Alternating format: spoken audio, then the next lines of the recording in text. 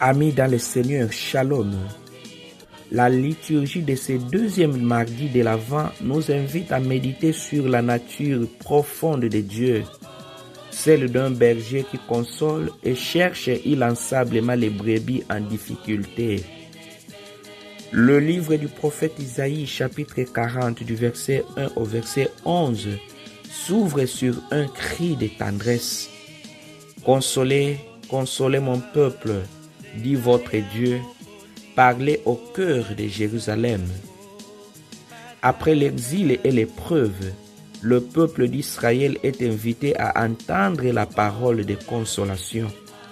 Dieu envoie son prophète consoler son peuple en proclamant avec insistance son message qui doit atteindre les cœurs, que son service est accompli, que son crime est expié.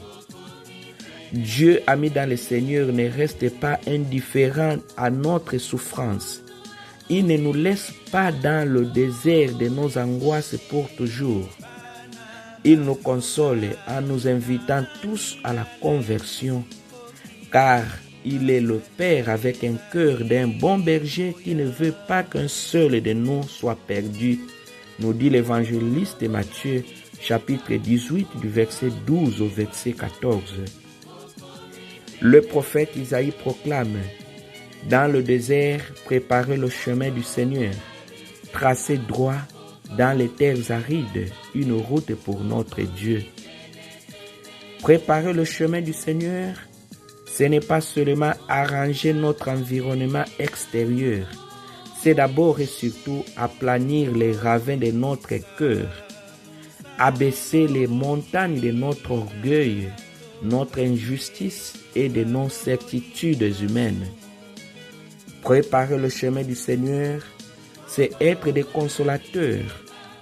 Nous avons reçu la consolation de Dieu, nous sommes appelés à la transmettre à nos frères et sœurs. Comme le prophète, parlons au cœur de ceux et celles qui souffrent, qui sont seuls, qui attendent un signe d'espérance. Préparer le chemin du Seigneur, c'est avoir le cœur du berger. L'avant, ami dans le Seigneur, c'est accueillir le Christ qui vient nous chercher.